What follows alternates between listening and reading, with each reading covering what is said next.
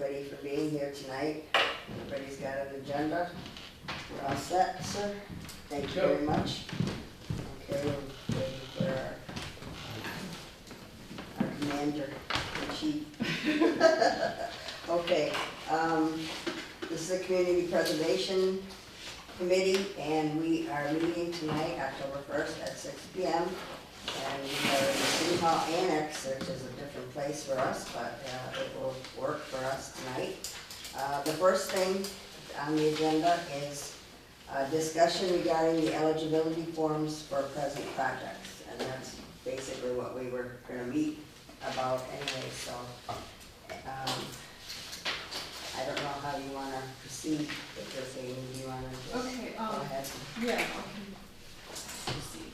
So I had a chance to review 9 out of the 13 forms. You know, I was doing a lot of research, and in our last meeting we determined maybe I don't need to do as much research, like into the historic level, you know, since they can have to prove it later in their application form. But I can just go through the ones I've done in order. Should I just start talking about them? Yeah, sure. Okay. And if anybody has any questions. I forgot to bring the ones for the people that weren't at the last meeting, the forms, The ones that but they're in my office. Okay. So for Mark Sullivan For Mike Sullivan and Mike's Mike. Oh, Libby, and still not here. and Libby's still not so if there. you want to get them after me. Anyway, so the first. By the way, just excuse me one second, we assigned you 2 projects, by the way, just Oh. because you know you want to. Great. That's what I get for next sheet. There you go. You get those here. Censor. I mean, the victory. And Well, they've got that it. reminds me That's that right. Libby was saying that she might probably have to be reassigned. Yeah, I read that, but I don't think she will. I think she's reading that conflict thing a little bit too strict, but we'll talk about it Okay, some we'll more. talk about it later, but. Yeah. Okay, so, just, okay. So for the first one, the Boys and Girls Club of Greater Holyoke, which you're right? Yes. Yeah. So, I guess you were going to look at that too. So, what I saw is that, they're saying they want to see they're claiming that they're eligible, for open space recreation under create, preserve, rehabilitate. Those are the 3 verbs they use. And I was wondering, how would this be preserving something from reading this over? Because it sounds like they want to rehabilitate. I can see existing outdoor recreational facilities. Let's see. Well, I think if they don't. And that could include the Yeah. replacement of playground equipment and other capital improvements to the land or facilities to make them more functional for their intended recreational use. What were you going to say? I was just gonna say, I think the way to preserve it is if they don't do this, they're not gonna be able to keep it open. So they're gonna preserve the ability to still have I guess so. I thought of preserve as more relating to conservation land, Oh, open space yeah, no. rather than recreation. yeah. Mike meeting? I think, Okay. Is that, sir, are you for the bicycle meeting? No. You're here for us? Hey! Welcome. Thank you for coming. welcome. It might be a good meeting though, another meeting after, it's always interesting. We start dragging on, you can check that out. We'll check out the bicycles. So when I read this over, I wondered about, like, one of the things they mentioned was to put a shot clock. You know, I understand restoring the basketball hoop and everything, but I don't know if a shot clock was ever there before. That seems like that would be something more. And my big question about them is the Boys and Girls Club it seems to be a private nonprofit organization, so I wonder, you know, they have been opening that playground, you know, to the public, and this, you know, they say there's a lot of use there for that, you know, low income area. But I wondered if we can apply the restricted use rule to it, because what if they decided, you know, after it's all restored, that they're not going to open it to the public anymore? Because I think that's key for the CPA, that it is open to the public. So, So what I found in the community preservation website for the state is it says the bottom line is this: the CPA funds may be able to fund a project on private property if the project is advancing a public purpose, such as the public acquiring a deed restriction, providing public access to the property where there was none before, or some other benefit. But since each case is unique, communities should always consult with municipal council prior to granting any public funds to private organizations. The CPAC committee should consider seeking a written opinion on funding private projects before making a recommendation. So Yeah, we can it do says that. to seek municipal councel.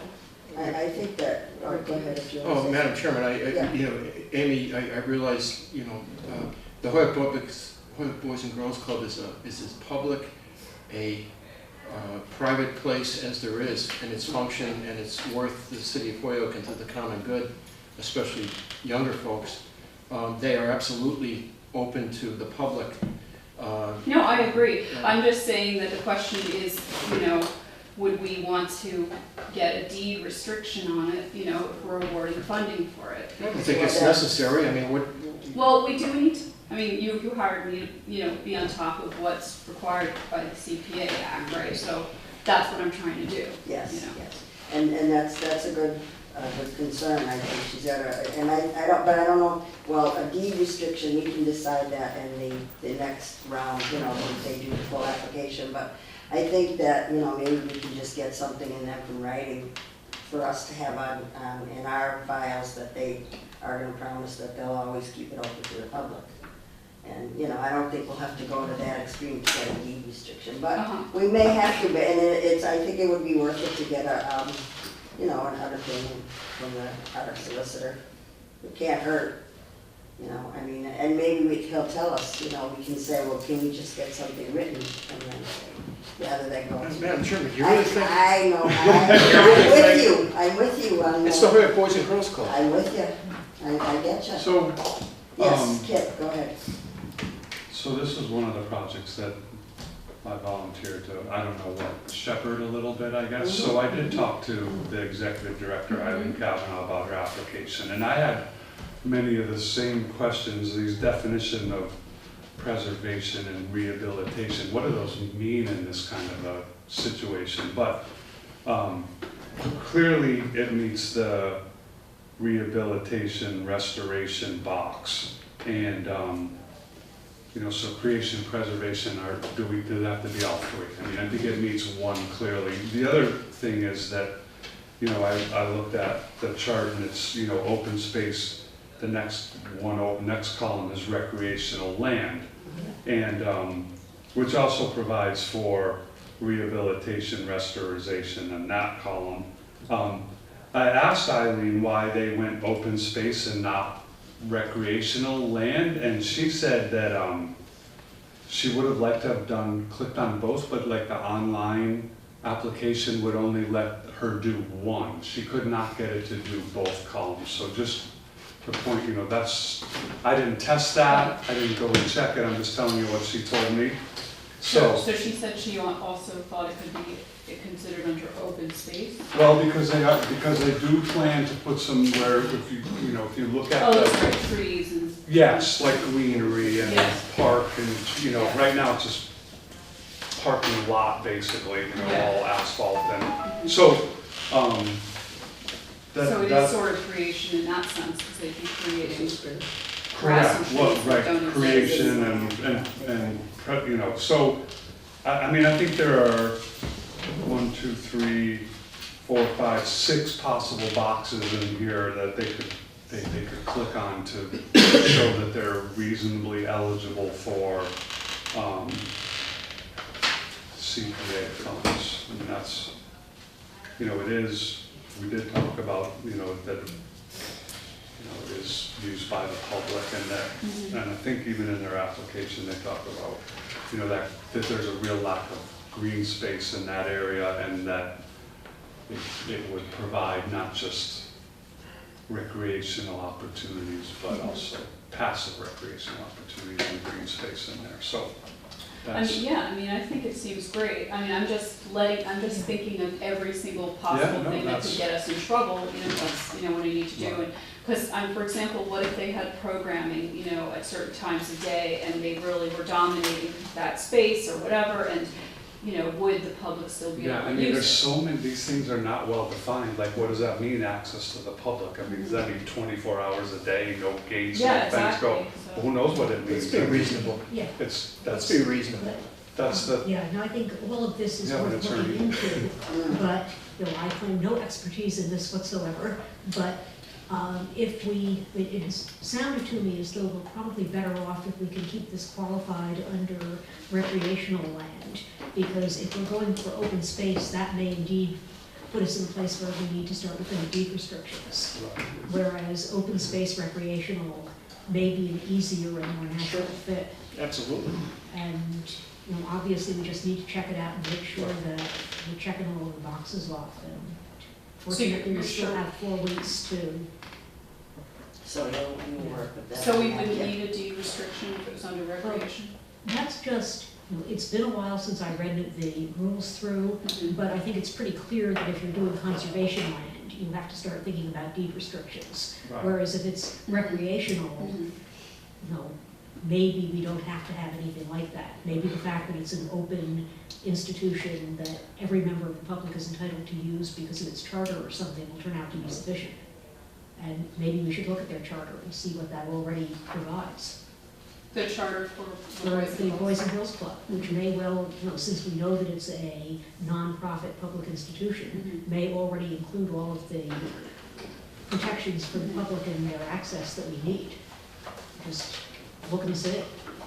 If it's there, it's already there. They would have to know that they should submit that in their full application, perhaps. Yeah, well, when we get there, because obviously if we don't have to even look at this, we're better off. If we do, there may be documents we don't have to write or deal with at all. So do we think that we should consult the municipal council just to be sure this is Be sure fine? of what? What, Well, Amy, to be sure of what? what have we been talking about? I know, but the history of the way, it is by definition for the common good of boys and girls. And it is, that property is open to the public. If you and I want to play basketball tonight, we could go down there and we could have a pickup game. You don't have to But try to we're convince me of anything, I'm just talking to the whole committee and asking if you would like to seek, just make sure that this is okay. We've never done this before, right? We want to make sure that we're following the law, so. Yeah, Amy's right, we might just need a letter from them to throw in a file folder, Well, I think it could be that simple. So you don't think it's necessary to seek municipal council on this? Yeah, I think we should, Oh. but I think, Mhm. I think that's what we should be asking council, is just a letter Okay. from them assuring us that what they've done for the last 100 years, they'll do for the next 100 years as well. I mean, we just had Paper City basketball down there with Ernie DiGregorio for a whole day, and they gave them the gym, to use and everything. I mean, there's no problems with that. I think it's just, what do we call it, boilerplate, just to have it, Right, and meet the requirements of the. we're not talking about boys and girls, the Boys and Girls Club, we're talking about the neighborhood now, that boys and girls that don't go to the Boys and No, Girls Club. So, that's why we need to, I think you're right, that we need to check in. Well, I mean, it does seem to me that issue may come up with a lot of applications as we go through. So It's it'll not be just- good for us to But I learn think a about it. generic, that it's, what does that mean? Public access, does that mean unrestricted? Does that mean, I think it's a legal opinion, what the definition of that word is, for that phrase. Well, I just had a class about this stuff out of UMass. What it is like, they were talking about possibilities for the train station. So there'd have to, like, as an example, there'd have to be an area, there'd have to be set times, where it was open and an area set aside and, people could come in off the street on Fridays from noon to 5, or something like that, because there was a display in there about the historical significance of the building. It could be that simple, but it had to be in writing what the hours were and what was available. I think it's things here that, you know, they'll accommodate. The legal department would come up with it for us, but what would the paper say for the boys club? It would say that if the gym is available at times when we don't have programming, it No, will be not the made gym, available. just the outdoor, that's the project, is the outdoor thing, not the Well, gym. yeah, when we don't have programming on it, on the courts, that it's available, as long as they don't have programming. Yeah, it's interesting because I've seen like, you know, public school playgrounds like in New York City where they open it to the public at certain times, like you're saying, but during the school day, you know, they're not opening to the public. So I think your point, like what does public access mean, that's important for us to know. And Right. it'll be helpful for future. Maybe the CPA coalition has Yeah. dealt with Maybe- this issue previously and they have a standard, this is what we do. Yeah, We're there may not starting there. actually be issues with this that we aren't even considering. I'm reading from the CPA website now. Land for recreational use. Section 2, the focus for CPA recreational projects is on outdoor passive or active recreation, such as but not limited to use of land for community gardens, trails, non-commercial youth and adult sports. Oh, okay, parks, playgrounds, or athletic fields. Yeah. We're okay on that. We have to be careful about stadium, gymnasium, or similar structure. So as long as it's outdoor and land-based, we're probably okay.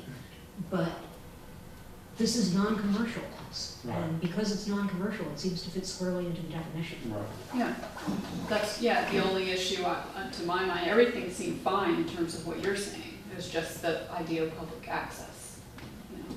Right. Yeah, but this doesn't even talk about just public access. It's 2012 allows for the rehabilitation of existing outdoor recreational facilities, and there we are. Right. And- Well, yeah, that's why I looked up the part that if you go to funding private projects, that's where I found the part that I was quoting to you about funding a project on private property if the project advances a public purpose. And that's what it says, you know. Which it clearly deed does, I mean, that's easy. Okay, so. It remains open to the public.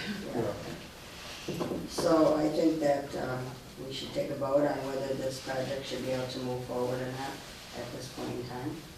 Are you ready, are we ready to do that yet, or? But didn't you want it first? No, I think Oh, they, so I assuming think we that they can come. deal with that in the full application. I mean, that's That's my ju- opinion. Oh, That would be It's a up to you condition, right? guys. Okay. It's I'm with okay you. with the condition. So is that our plan? I'm sorry to understand. We're gonna go through each of these and say whether we're gonna approve or deny their eligibility tonight? And I'm good with doing that. That's what I didn't realize we were gonna do that so quickly, Yeah, but. me either. Why Seems a not, little right? fast. I'm with you. Yeah, Let's- because- The only thing is I didn't get to review the last 4 ones. Okay, well, we won't do those tonight. And we have a We'll lot go to through go what we through. We have a lot to go through, so At we this don't rate. have to do them all tonight. We can have another meeting and finish them up. All right, so Rest of I'm them. happy to make a motion to approve the eligibility of the Hoyle Boys and Girls Club application for CPA funds. I'll second it. Okay. Any other discussion? Looks good. All in favor? Aye. Okay, so this is assuming that everything is fine with the public access question? or just- I think that they're gonna have to deal with that in the full application, but that's my opinion. Right, I it's think that's okay. generally eligible and Yeah. it's Okay. gotta comply with all of the parts of it, right? All we're voting on is can they move forward? Right, Even if exactly, there's likely to be a problem. Okay, exactly. okay, so then the next one was the Low-Tech property. Yep. how you pronounce it? With that. The applicant is the Kestrel Trust, and the location is Rock Valley Road. Let's see. What I'm wondering about is, again, you know, we're supposed to look at these verbs that they're using for eligibility: acquire, create, preserve. So I wondered about the term creation, and I looked up that on the site, and it's sort of a vague thing, but because it seems like this land already exists, but maybe creation is defined by the fact that it will be, you know, it'll be created as a conservation, like an area that's a conservation land. So maybe that's how the word create comes into, is, you know, applied there. So I wrote, so then converting private property into because this is private property, into a protected open space for the public, I assume, is a form of creation. It would create conservation land and restrict its future use to open space. And what I found is that a permanent deed restriction would be required under the CPA. And that the Trust for Public Land can help negotiate the open space projects. So they could help us with that. But a separate legal entity has to hold the conservation restriction, which I guess is the same as the permanent deed restriction. I guess that the only, you know, those were my thoughts, and I'm wondering if the public will use that land, you know? That was my apprehension too. I think it's surrounded by private property with limited access. Right, and there's no request to make a trail. No, and I don't think it connects to the trail systems. I think it's just going to preserve undeveloped space in West Hoyoke, really, is what it's gonna do. I mean, But I think it's eligible. There's Right. no- Yeah, it's eligible. so it could be eligible. Yeah, I mean, it's a no-brainer on eligibility. Right. The merits are not. I think that they said something about doing farming on part of it, so maybe farming part, people, you know, maybe it'll be a public garden and maybe, I don't know. It says this parcel contains prime farmland soils as well as portions of land that are within the city's water resource protection overlay district. Still, there's no question that it's eligible for our funding, because all that's before us now. So I would move that we approve its eligibility. Right, to be eligible, we only have to be one of the areas too. So I will make a motion to move forward the Glowtech property preservation. Second. Discussion? Well, yes, it does meet eligibility. I question whether the amount of money, first of all, We're not, is Yeah, rather that's considerable. not the voice. Okay. I mean, if you put them all together, they're asking for more money than we have. I know, so I understand We're that. gonna have to figure that out later. Yeah. We're not addressing the merits of any of these tonight. Okay. It's just eligible or not eligible. Okay. Okay, anything else? Then we get the fun after that. Yeah, really? Okay, then we can really argue. Okay, all in favor? Aye. Okay. so let's move on to the next. Okay, so the next one is the Maple Street revitalization, 346 to 356 Maple Street, under preserve and rehabilitate. The applicant is Down Home Properties LLC. Let's see, so I was going into the whole research about, you know, the historic listing, but it seems like we've talked about how that could be something that would be later added to the full application. But they'd like to work on, you know, rehabilitating front porches, doors, repair and painting. There's something in there about pitch roof repair and painting, masonry repointing, walkway repair, streetscape, which I highlighted, which might be fine, but, you know, I know that we're not allowed to do sidewalks, but I get, obviously this is probably separate because it's a walkway, you know, but we just have to be careful that it doesn't involve any sidewalk, because there was a lawsuit for another CPA that involved a sidewalk that was done. Was that a public sidewalk or was it a, you know, I think it was a from the public public up to the house? sidewalk that was Oh, okay. outside of Yeah. something, so we just have to, you know, be aware of that. Mm-hmm. And they state, we are committed to affordable housing in 3 of the 6 units, although they didn't apply under affordable housing. Let's see. Well, is it again, do you think maybe they have a problem with going in more than one column? Did they do this online? No, there was no problem. They did put preserve and rehabilitate under historic. They're just sort of noting in the comments that they're committed to affordable housing because due to restrictions they accepted with the use of community development, CDBG funds, what does that stand for? Blackburn, yeah. Yeah, under the rental neighborhood improvement program. So it sounds like they already received funding for affordable housing in that way. And I was asked by the applicant, is an LLC eligible, limited liability corporation? I don't know if there's any issue with that.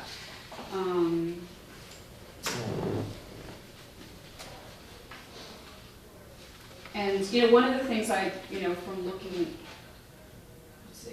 looking through all these eligibility forms was, just realizing that, people are checking the box saying that, there is this place is of historic significance, but we didn't ask for actual proof to be attached to that.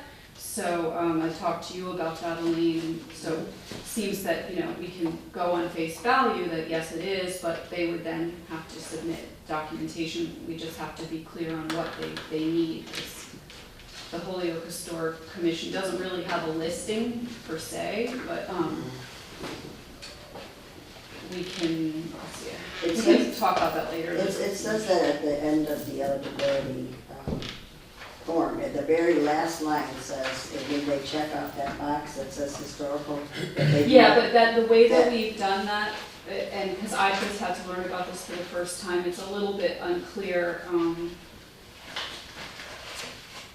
because of the fact that the Holyoke Historic Commission doesn't really have. It's like if they find it in Macris, it doesn't mean it's also in one of the other places, like in the local or in the state, or, which are I think those are the two areas that we asked for. Let me see.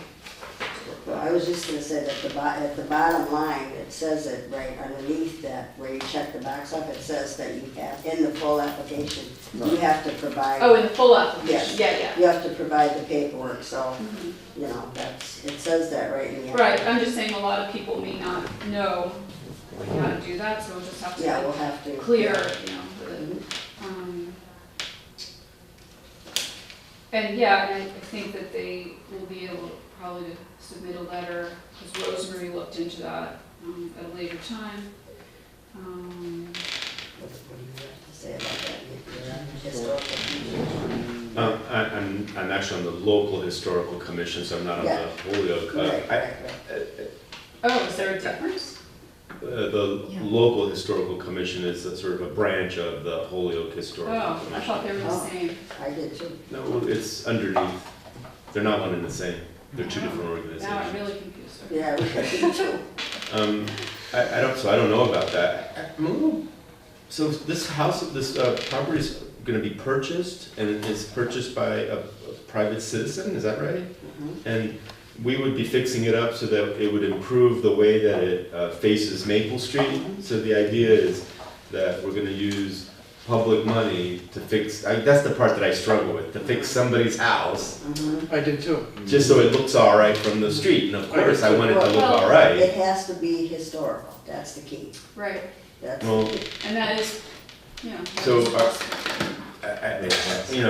are we supposed to evaluate whether or not this is an investment property, and it's gonna be flipped and sold like later on? Are we gonna evaluate whether or not there's a more deserving public property that could benefit from that same money?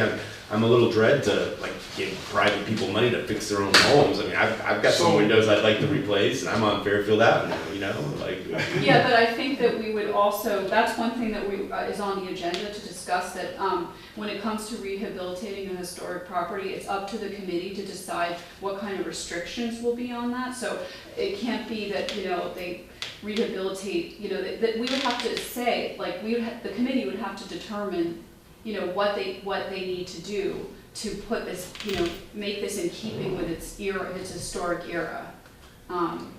So I mean, I do, well, I know I'll let you guys talk. for historic resource project, is the resource in a local historic district? Do we know that is No, or is there's not? only one local historic Right, district. and that's in the city. Fairfield Avenue. That's right. And then, or is it listed in a state register of historic places? I didn't see that on And here. we but is that don't know whether it is. Well, If no, then has a local historic the Holyoke Historic Commission Well, made I a do know determination. that Richard Alstrom, the chairperson of the Holyoke Historic Commission, came and looked at it apparently and spoke to the applicant, and, you know, there is possibility that, you know, the applicant can get a letter from, Yes. So here would be my suggestion. It can't be eligible unless we have an understanding that it is a local, in a local historic district, which it's not, or it's listed on the Register of Historic Places. If no, then they can go to the local historic commission and get a determination, but they didn't click no, they clicked yes. So they're saying that it's on the state register of historic places. I think we should table and just, I'm actually the applicant, if I could just say a couple of things, I'm happy to sort of explain my thinking on this. I was What's your told, name? oh, I'm sorry, my name is John Tansey. Okay. And no, we're not planning on flipping this property. I had spoken to Bob McCarroll, who's in Springfield, and they're also going through the same process with their CPA funding. And he's on the committee like y'all, and he did say to me that if it was listed in the macro system, that would be adequate. But if it's not adequate for Holyoke, that's fine, which is the reason I spoke to Richard, just to say, do you feel that the commission could support this application? And he said, you know, find out if the macro system is adequate, and if it's not adequate, then, you know, we're happy to sit down and talk about. What is the macro, Massachusetts, the state level? Yeah, it's yeah, go basically ahead. somebody who knows about, you know, historic, you know, architecture can, or, you know, can sort of research something and inventory it, but it doesn't, you know, we have said here, is the resource in a local historic district or listed on the state register of historic places? If no, has the Holyoke Historic Commission made a determination that the resource is significant? So maybe, go ahead. And then documentation should be provided in the full application. so it seems like that first box should be no, not yes. And then it just says, has the historic commission made a determination? I think the answer right now is no, but documentation must be provided in the full application, so. Yeah, and I think that the instructions, to be fair, did say something about macros, so I can understand why the applicant said yes, because it is a little confusing. When you find something in macros, you think, oh, this is, because we did have that in our instructions, a mention of the website to go to macros. So some people are thinking that qualifies it.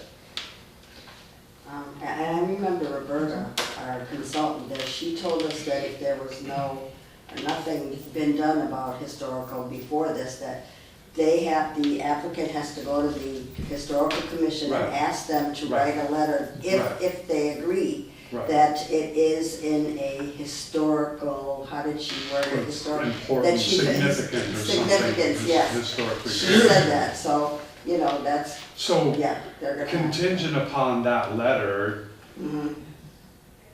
ignoring the other questions, it would be eligible if there was a letter from the historical commission. that Right, we said- didn't ask them to attach a letter. We didn't at this point. Right. So remember, the bar here is eligibility, Right. correct? All we're saying is it eligible. Right. And we kind of gave an out that says, you could still check no on both of these boxes and be eligible, just when you submit, you have to provide the documentation that, That's correct. Oh, well, I think you have to check yes, meaning that you will be able to show eligibility. I mean, well, the question is, has the historical commission made a determination that the resource is significant? okay, They that's true. haven't, Mhm, but that doesn't mean it's not eligible just because they haven't yet, because okay. Well, maybe That's they true. have and we don't know. They just You didn't would submit know. it I yet. know. Yeah. Yeah, I I know. mean, my understanding is that whole block Yeah, from that's my Essex to understanding. Appleton is Yeah. That's my People that- understanding too, but you have to get it in. From them. I got it. I also just want to say that just because this is private property doesn't make it ineligible for Correct, CPA exactly. funding. We already Right, talked about that with the correct. Boys and I Girls mean, Club and with. It may fall in a hierarchy of where we recommend money goes, but if the bar is just eligibility, it doesn't seem to be a very high bar. Mhm. And it's potentially eligible, it's potentially not eligible, right? Can we, I mean, it would've been better if there was a letter that's, but we didn't require that, it says But we attached didn't get it. any letters except for like from, one applicant who is somebody who's works in this Yeah, I annex. mean, So nobody so, included attached proof, so. I mean, okay, so it's potentially gonna meet the criteria to be eligible, so conditionally, yeah, that's what I was gonna say, can we approve with I think this conditions? is, Right, this, they're all, well, I mean, they're all that's gonna, conditional at this point. right, it's, But yeah, and if we think that it's going to be eligible, then we think it's going to be eligible. I mean, right, Again, we're considering the merits later. right, so I make a motion to consider this applicant eligible. Second. Any more discussion? No? All in favor? Aye. Okay, thank you. Thank you. The next one. The next one is, the Flats Community Buildings Headquarters, I had that. 43 Canal Street, under preserve and rehabilitate, and the applicant is One Holyoke CDC. This came from Michael Moriarty. Let's see. Same thing. Yeah, it's the same thing. I don't see 43 Canal Street. It's listed in Macris under the Hadley Falls Community Housing District, but again, that doesn't mean that it's without historic significance. But one thing that concerned me is the description. It says the focus of the work on the project seems to be, this is what I wrote, seems to be more on maintaining the building for community purposes. And I know that's certainly very valuable, but under CPA, that's not really the focus, because it says ensuring the property is safe and accessible. And I know, like, from what I've read, though ADA access is appropriate and important, for historic properties under CPA, things like connecting Holyoke's fiber optic internet system and bandwidth has nothing to do with preserving and rehabilitating that resource. Well, let's look at the eligibility box, right?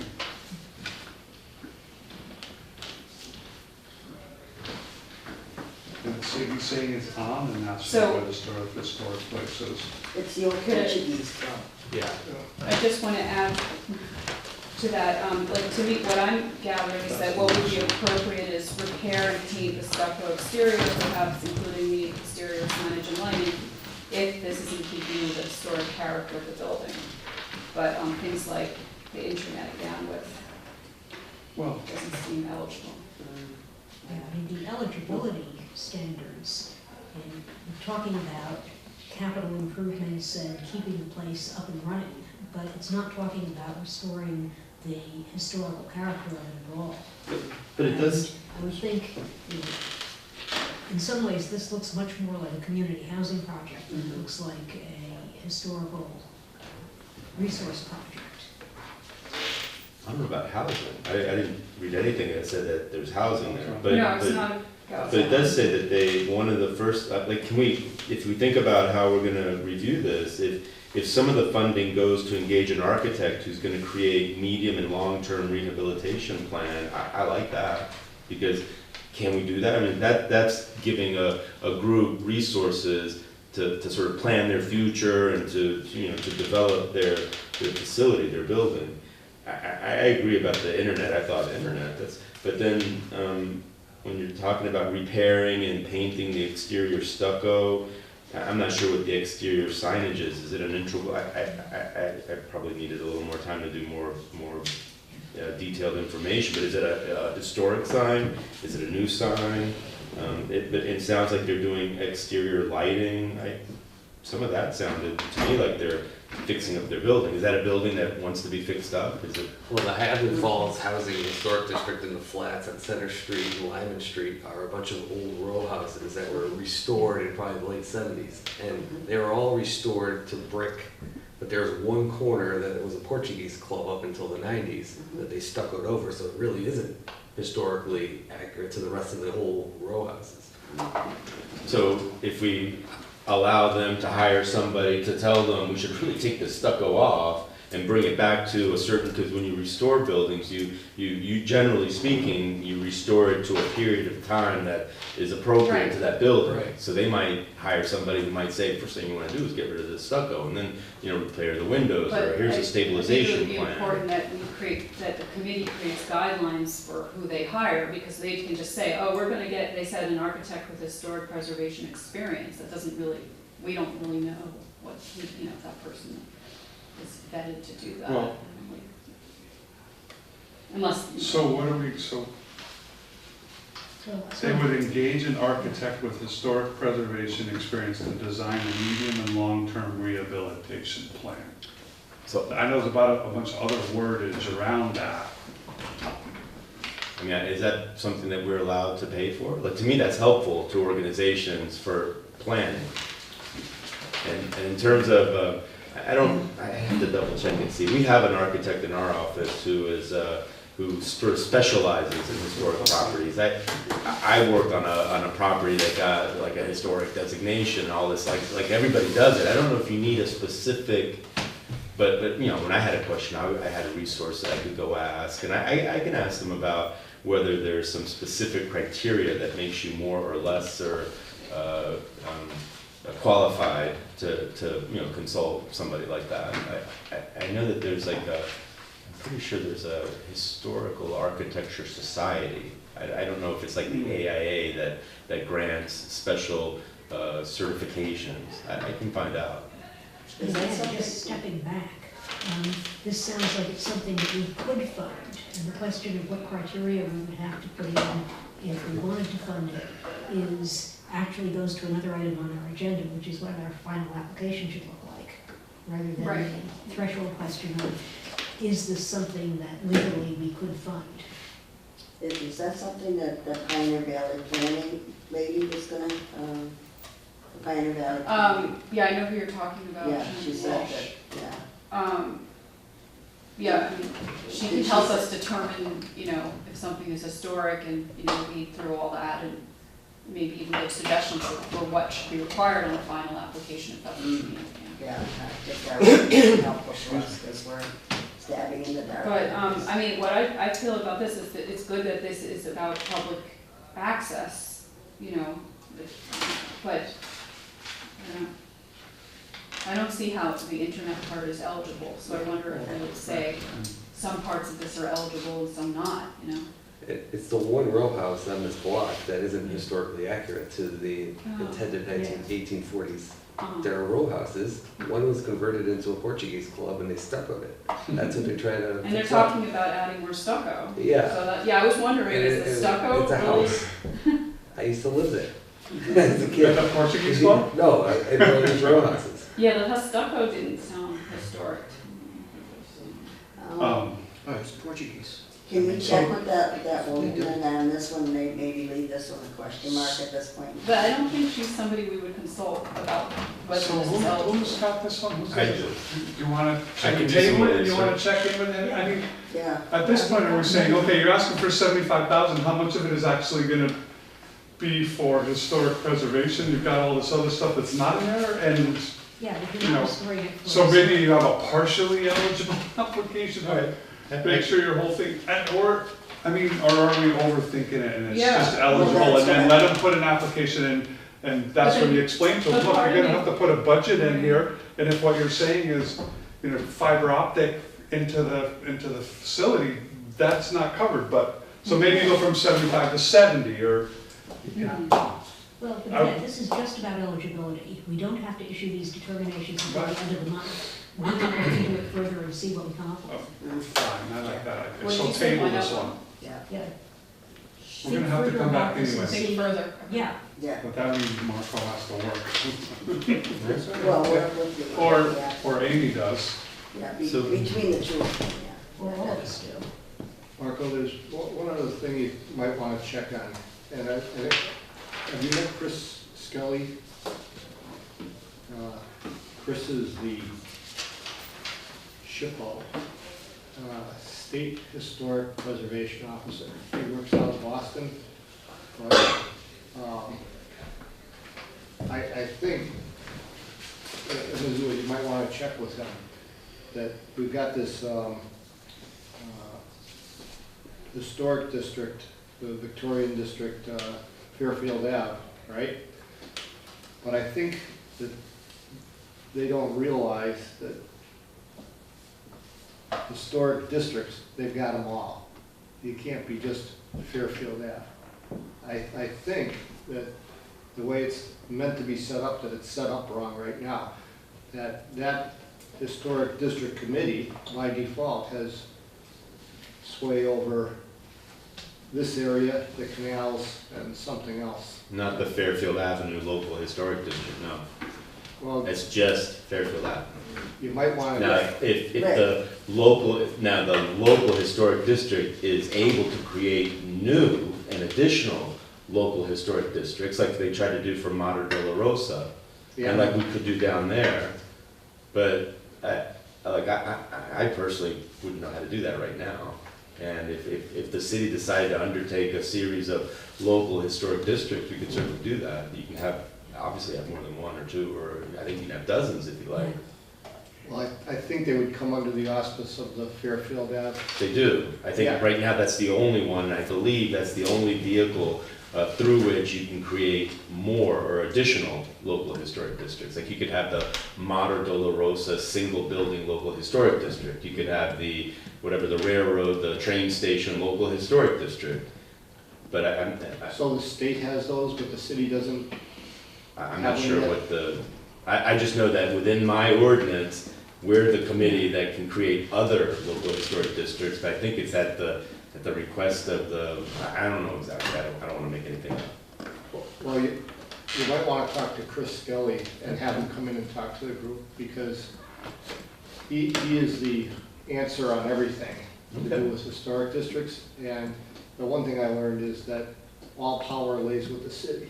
In the end, it's above, the city's rulings rule above National Historic District, state, ACRIS, all that other stuff. The real power is with the local boards. Yeah, no, and that's, Yeah.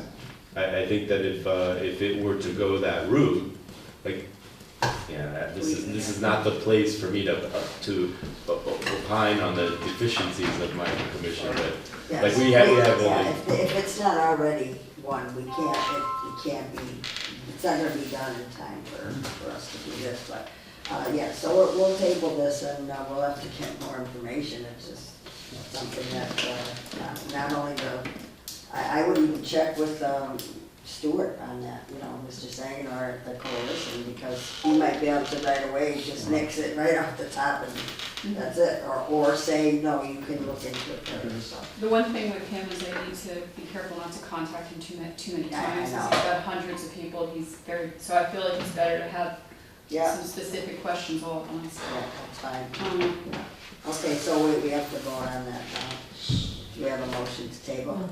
so I motion to table this eligibility determination form application until we get more information and are better able to make a decision. Correct, yes. Second. Any more discussion? All in favor? Aye. Thank you. Okay, so the next one is the stained glass window restoration in City Hall. And they didn't specify the location of the windows, but I'm assuming, it's the Great Hall. The 3 windows obviously are there. This, from what I found, is on the National Historic Register, so it seems to me that's definitely eligible. Yeah, It's on the- approved. Yeah. It's on the national, Yeah. I have The so whole does city that make it hall- automatically the on whole the city state? hall is on the national. Yeah, the whole City Hall is right here. Oh, Yeah. all right. So can we just I don't vote to even find wanna this say this eligible out without loud. further discussion? What's that, I'm sorry? Can we just move to find this one eligible? Yes. Make a motion, you're making Yes, a I'm motion. making that motion. Second? Any discussion? All in favor? Aye. I just wanna know if they're gonna get the matching money, that's all I don't know. But that's for future determination. Okay, so the next one is Smithsbury Cemetery Restoration. That's me again. Yeah, on Route 5, Northampton Street, to rehabilitate and restore from the Friends of Holyoke Historic Cemetery, Parks and Recreation. And they said they had attached some documents, which they hadn't, but, I was able to get them. And what I found is, it's listed in Macris, and the Massachusetts Historical Commission made the report. And I believe what I've learned from Debbie Opperman at the Holyoke Historic Commission is that it's not yet in the National Register of Historic Places, but that they've applied. But at the same time, I really thought I saw somewhere that it was already in the National Register, but she says that it's in the process. So Okay. it seems like it's will probably be eligible to restore broken headstones, things like that.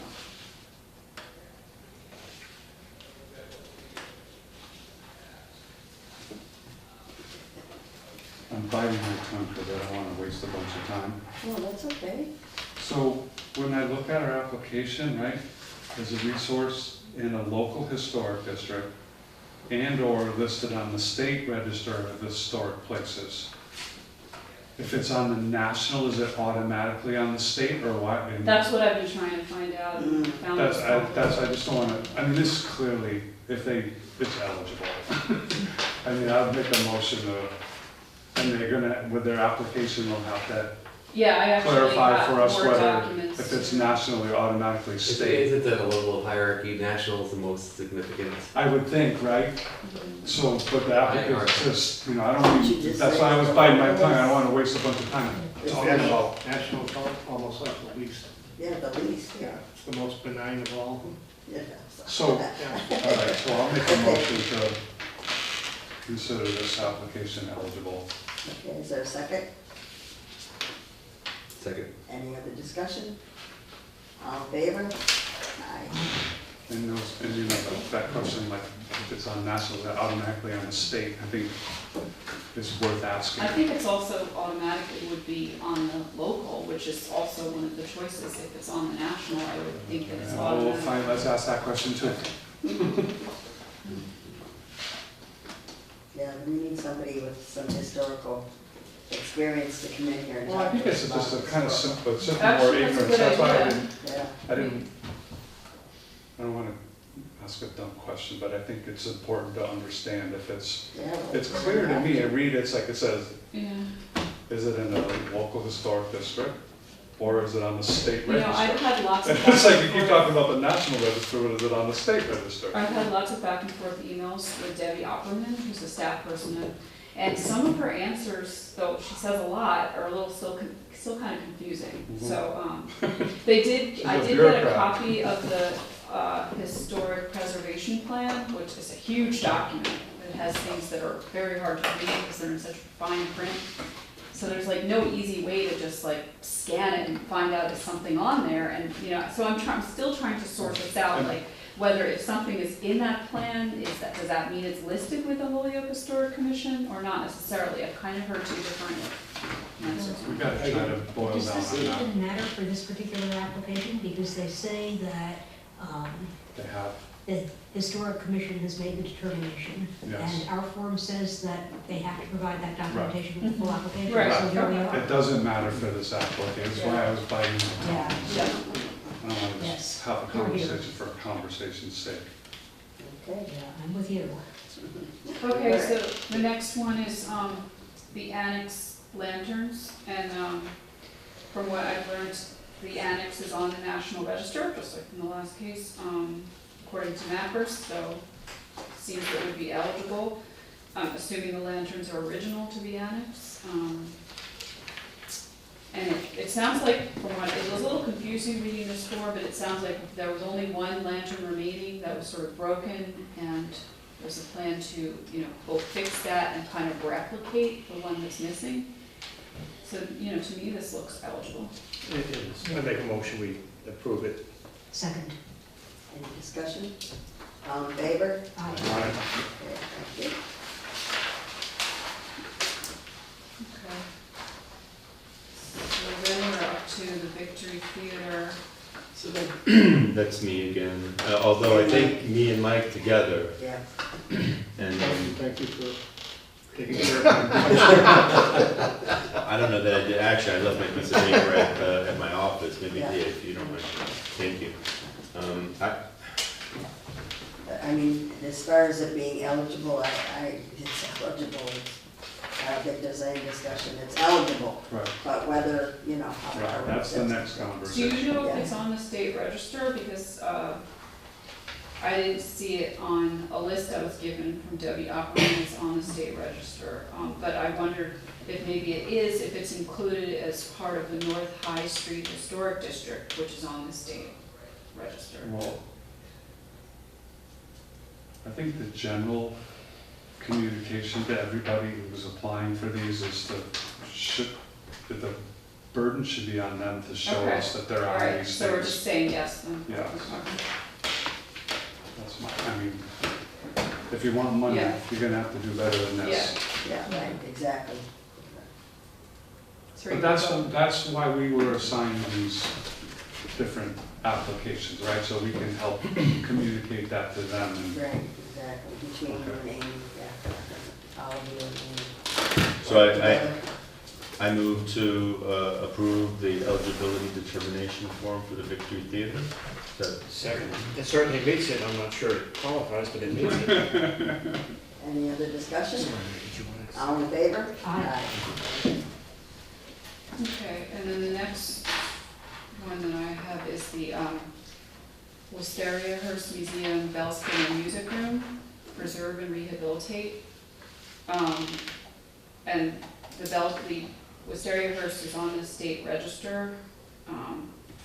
What I'm wondering about though is some of the things they're talking about are like, it reminds me a little bit of the Holyoke, the Flats, because they mention electric upgrades, electrical issues to quote, eliminate safety risk for visitors, but that's not really under CPA, it's in terms of historic, it's, I don't know. So they talk about increasing amperage for AV needs of performance programs and upgrading the failing lighting. And that part does not seem in keeping with the CPA historic category. Since my understanding from watching the whole video on, you know, the historic, on the CPA is that it's about preserving the building rather than the people who use it. But they do mention fire risk to the house, so I would think that that makes, you know, that would be protecting the building, and also for repairing cracks and water damage seems eligible, as well as aesthetic restoration, in keeping with the historic definition. But you're right, and it's true, all those things that they describe are needed for that historic building. It is an historic building, and it's rehabilitation and updating, but all those things are needed that you just pointed out. Which things? The electric? The electrical or the- and Well, the the character of the electric room and all The that. electric thing, I can totally see that that's needed, you know, but I don't know if the CPA is the right, you know, I would given, be you know, the shocked. way the law is written, if we can provide funding for that purpose. They could get funding maybe from somewhere else for it, you know, I don't know if I it's. would be shocked if this falls outside our ambit. Oh, really? Seriously. Okay, well, the Because- reason why I mention it is because when I watched the coalition video, which is the training video they did in Arlington, one of the examples that Stuart Saganor gave was talking about a proposal that was, you know, that was about rehabilitating a building, and it might have been for affordable housing, no. I think it was historic, but it also had to do with things like this that would be like, could pose a risk to the people in the building, and he pointed out that that would not be eligible, that it has to be for preserving the building itself. Well, this is. Yeah. Clearly, this is. Rehabilitation and restoration. Yeah, but when you're in a historic building, once again, this is where this guy, he can be the best resource on so many of these skeletons. You can call him anytime and ask him. Like Deerfield Village, some of the buildings up there, there's no fire protection. If they burn, they're gone forever, but they cannot install that because it's not from that, Historic. from that time. I can't believe it. The fire department, the fire chief allows that to be there? Right, yep. But at minimum, Yeah. some of what they're talking about here is eligible, surely. Yeah, I mean, That's that's some right. of Some it of is, it is right? eligible. I just don't know if all of the electrical upgrades, you know, are eligible. I'm not saying they're not, it's not a valuable thing that they need. Well, no, I realize Yeah, that. I yeah. just think we're talking about eligibility. Some of this is certainly eligible. Okay. Some of it is for sure, right? The rest of it may be. Well, guys, I'm reading this, Yeah. forgive me for interrupting. Make capital improvements or extraordinary repairs to make assets functional for the intended use, including improvements to comply with federal, state, and local building codes, access codes, or federal standards for rehabilitation of historic places. Yeah, the electrical does fall under that. Yeah. You're making, clearly, you're improving extraordinary maintenance, which this is. It's extraordinary maintenance, and rehabilitating and preserving. This is a classic case of the room, the building, and the room, and the work to be done, all are eligible, as far as I'm concerned. Because make capital improvements or extraordinary repairs to make assets functional for intended use, including improvements to comply with federal, state, and local building codes. Well, the electrical system there, I can tell you, does not meet local, national, or state building code, and to improve that electrical system is absolutely vital to keep the room and the From building. catching on fire and burning. Yeah, down. exactly. But we're I going think, to, yeah, part of it is eligible, all of it may be eligible. right.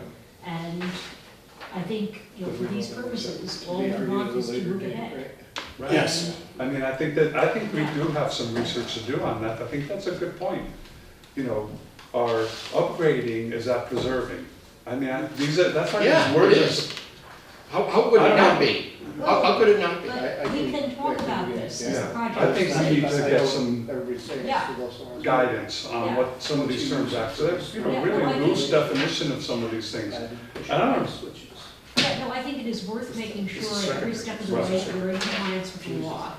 But as I say, you know, it sounds like there's a good case that all of it is eligible. There's a Right. slam dunk that some of it's eligible. Right. And we might as well vote for them to move ahead. I make a motion, we approve it. And Second. Any more discussion? All in favor? I could be here all night, tomorrow. And like they do make current switches that meet code that are the push button. I'd be hard pressed to say you all label on them. They have the other Wow. So restoration hardware does it. those are the only ones that I was, you know, had time to review with the hours that I'm given. So, I don't know if other people want to talk about the other ones, if they have a chance. Yeah, let's keep going. We're Look here, at right? them. What's left? H.H. Richardson next? Yeah, the developer station. incentive. Or no, this is not a developer incentive, it's historic, it's H.H. Richardson train station. They're looking for a developer Yeah. incentive. Oh, it is For a that, developer yeah. incentive, yeah. And it's under, yeah, Who historic. has this one? I do. So, the train station, it's historic, we get it on that. I was just, getting a little bit too far into the weeds. I think it was looking at the developer incentive because it would take years to come to fruition because it's paid after the whole rehabilitation comes out. But other than that, I think it's eligible. One of the big ones we have here in the city. Yeah. You want to make that motion? So I will motion to allow the H.H. Richardson train station developer incentive to move to the next round. Second. Oh, sorry. Any discussion? Double second. Any discussion? No. All in favor? Aye. Thank you, Andy. Okay, the next one, Libby had this one, and she had a concern because, I forgot. what Yeah, she has a wrote. relative who lives there, Yeah, basically. yeah, but, So, yeah, it's not gonna help her financially, you know, it's not I don't. but I think that there might be something there about someone in your family benefit, but it's not a direct financial. I think as long as she, you know, shows that she, you know, what do you have to do with the city clerk's office there? You have to let them know that you're may have a conflict or whatever, no, You have whatever. to declare it. You have to declare it that, you know, you have a relative living there, but she's not gonna, you know, that's an indirect benefit to her. It's not a direct benefit, so, yeah. Can I just, So- I'm sorry. Go Yeah, go ahead. I thought that the form was different, and it is different. Maybe Yeah, the, they did, yeah, it is different. is yeah. this like downloaded, or, I don't know where they got that. Amy, do you know what the difference is? What, There aren't any substantial differences, there's a box here that says to submit. oh, that's because, Oh, that- it when moves I from the came bottom. on, we had to make some changes with the, well, some of the others also have that I box. guess I didn't notice that. Yeah, like the Glow Tech property has a box also. Yeah, so we had to make some changes because there were problems with the field. I worked with a web designer so that when some people put their narratives in there, when you printed it out, it wasn't visible, it would cut off. So we were trying to find a way to not cut off. As you can see with the box, some of the zip code is cut off there, so this might have been an earlier version, but otherwise it's the same. I just asked. And you can see it does cut off on the second page, which is why there's some attached sheets. Okay, I used to be on the board for Valley Opportunity Council for years, I don't know how many years, long time. And, you know, they do good work and they do preserve, they rehabilitate, and they do a great job on their housing projects. And I think that at this point in time that they should be eligible to move forward. We'll just have to get more details about their project. What's so historic about it, a block? Um, Two buildings, I'm not so sure it's a block. Is that the ones across the street from the library? I don't No, know. it's on the corner, it's on the It was corner of constructed- Oh, Chestnut. yeah, two 1911. corner pieces, yeah. Yeah. Well, that whole area there, that's the, you know, the new projects in there. But it's historic, I'm not so Library sure it's Commons? historic. It's a nice block, but, And they, I don't know. but so what? But that's not our job either. Yeah. I It don't know says, if I it's- mean, they've checked yes. If no has a historical connection, may the determinant that the resource is significant. And they've checked yes. But they're also, it's not necessarily historic, that's part of it, but it's affordable housing. This is different. This is a different category This is now. under two, historic It's and, under both, yeah. but it's also historic, it's under affordable housing. Now, maybe they don't qualify under historic, but they definitely qualify under affordable housing. That's my experience. Yeah, so that would be a later, I think it would come into play in terms of where the money comes out of, you know. Right, exactly. I'll make a motion to consider this application eligible. Okay, is there a second? Second. Any more discussion? All in favor? Aye. No, Okay, one no. Okay. Okay. Okay. All right. Yeah, I'm ready. Well, as I told you, I didn't have any hours. Well, Yes. I had these last two, and I looked at them, they both formally seem to meet the requirement for historic. I mean, the Armory clearly does, and 123 Pine Street, you know, we have submitted documentation from the redevelopment authority, and from Marcos, who's been very careful about these forms. Like Andrew, I have some concerns because both of these are for developer incentives rather than an actual project in place. And, you know, on the one hand, I would be perfectly happy before we decide on eligibility for these to sit down with Marcos, as I've spoken to him about doing at some point in the next few weeks, and say, just walk me through how this works. Are we sure that there isn't a problem with committing this money to, we're not even sure what the developer will do. or when? Right. I think it could be 100 years from now. too, actually. Yeah, That's the train station. yeah, so if you are also interested in doing this, maybe we should set something up with Marcos. Please. But provisionally, they certainly seem to meet the historic criteria. The question is just whether we can spend the money this way. I'd be happy to put off the vote until later in the month, because we're not issuing these determinations until, or we don't have to until the end of the month. Or if you guys are more comfortable voting on it now, either way works for me. But I would be inclined to hold the formal vote after we've had this meeting with Marcos. Okay. Yeah, All right, so you want to table the. Okay, motion to table last week, pending the discussion. Second. Any other discussion? All in favor? Aye. Okay. I think once you table something, that ends discussion. Isn't that right, Max? When you table something, that ends the discussion? Yep. Yeah. Before we move on from this, item on the agenda though, Mm-hmm. I don't know if this is something we should talk about now, but like, I was given advice from Alicia and the OCD office about, sending, like, how to let people know that they're eligible, right? And so she said, send a letter, something on letterhead, and now have letterhead, congratulating them, and then telling them, check your email for information for the application, which will be online. I just wanted to know if people I don't know if I would congratulate them at this point, because I know. they may not get funding in the end. Yeah. So just say. Well, yeah, okay, maybe not congratulate. Yeah. But here's the problem with that. We don't have application forms for them. What? We don't have application forms for them yet. We don't have application forms. For people whose eligibility we just approved. You know, sending out the congratulations, we Right, welcome you that's to what we move just forward said. with the next part of your application. Oh, we don't have Yes. application rules or something? We don't have forms, we don't have rules. Well, don't we do have a form.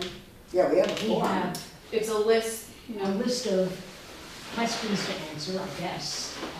That's it. That's how most CPAs do it, but that is something that's on the agenda to talk about the Well, application exactly. rules. So it just seemed to me to be premature. Well, I wouldn't do it right away, because we don't have to get back to them till late October, but, But my point is, as soon as you tell somebody they're eligible for an application, to apply, right. they're gonna want that application, Right. and they're gonna wanna get cracking on it. So I won't do that right away. Are we gonna develop it? Well, I guess. No, we have an application. But we do have to talk about it. Okay. Yeah. But the other point we never this up is because if Quiet. we decide that an applicant is not eligible, I want to know how to tell them, and if I need to lay out why they're not eligible, you know, under the well, under CPA CPA law, rules, they're not so. wrong. Did we have But I any guess we notes? could wait to see if anybody's not eligible. We We don't have haven't any notes. determined that anybody's not, That's but I would true. assume that if we do, and when we do, we'll have an explanation on the record of why we considered them Okay. ineligible. And it should be easy to just seize that from the minutes and say, you know, the committee found that you are not eligible because this is, you know, a developer incentive and we can't be sure that the money will be spent in accordance with, or whatever. But there may be a whole portion that's eligible that we just vote against, Yeah, so. but that, yeah, but that's different. Yeah. Okay. I was just wondering if, okay, I guess we can wait till we cross that bridge. But I was just wondering if you feel that every person should get some official response, you know, some kind. Yeah, I would say so. Yeah. I would think so. Okay. Okay, so I think that's the consensus of the whole town. Okay, the next item on the agenda is update on the budget. Sure. So the issue at hand with the budget is the administrative budget. That's where we're going to get tight. And depending on where our approved payment for the last fiscal year's administrative assistance goes, makes a big difference in our budget for this year. I reached out to Stuart Saganor, and he told me that the decision is based on local accounting procedures. So I have to now get clarification from Mr. Bellamy, which I think may be bad for us. I think it's when it hits. So in that case, our administrative budget would be $5,000 less because we didn't Because pay we for Yeah. Yeah, that's when Ryan it until came out. July this fiscal year. So that's the story. So there'll be, I think I'll have it resolved by our next meeting though. Okay. So the cap should maintain it as $15 Yes. a week. It does pose the question, I mean, if things get tight at this point in the ballgame, do we need Ryan, or do we need this televised and recorded, that we may not be able to afford at the moment? We have to afford that. Are we? That's the What law. if we, what if The we open run meeting law, we have to record. Oh, record? We don't necessarily have to have the TV, but we're not paying extra for that, so that's, you know. The recording's gotta be done, and by whether it's just audio or video, Could Amy do Ryan's job? well, I don't know. I just think it'll be hard for me to participate in Yeah, the meeting. and If you also record want it. me to take minutes, and if that's what you need. Well, I mean, beggars can't be choosers. If you don't have the money to pay the guy, you don't have the money to pay the guy. Yeah, well, we'll see, we may come to that point, you know, we'll have to determine that down the road. Right, I think it'll get tight after, in the spring and the early winter, so we're gonna have to, make some hard decisions probably by the end of the year. We don't have to pay Ryan this week because he's on vacation. Yes, timing is everything. And we had a meeting, you know, we had a budget meeting in between, and it was ad hoc, so there was not a quorum there or anything, and we didn't vote on anything, but we did get a lot of information, and part of it was that Ryan determines that he's gonna work about 2 hours a week for us, average. Which is Some lower weeks- than he has been, Yeah. so we limited it. Yeah, so it was, you know, sometimes he only works 1 hour for us, and depending if we don't have a meeting that week, a week that we have a meeting, he may work 3 hours, so it comes out to about 2 hours average. So, down the road, we're gonna have to just stay on top of the budget and make sure that we have enough to take us to the end of the year, fiscal year. So, any other questions about that at this point? Okay, let's do But that. while we're on the budget though, I just wanted to ask you, Andrew, about the CP2 fund balance form. So you're gonna contact the assessor or the tax collector?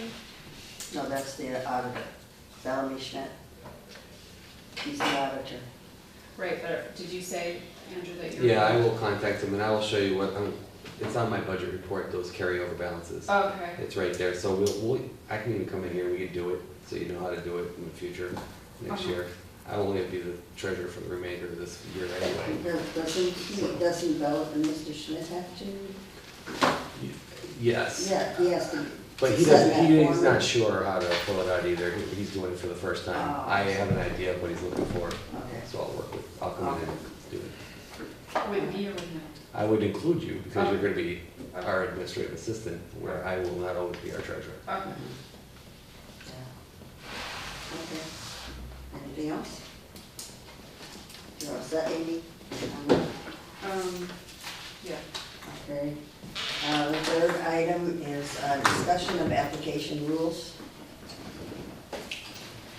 That's the other part of our, you know, Paul Payer is working on Yeah.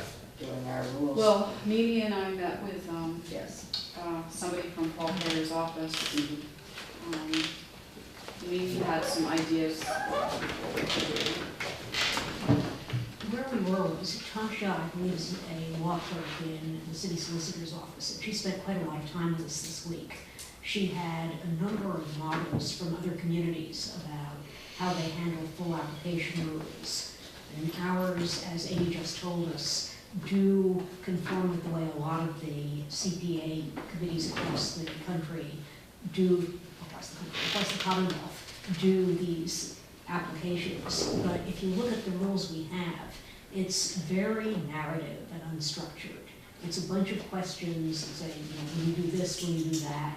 It doesn't look like a form that a person would necessarily expect if you told them you're getting an application form.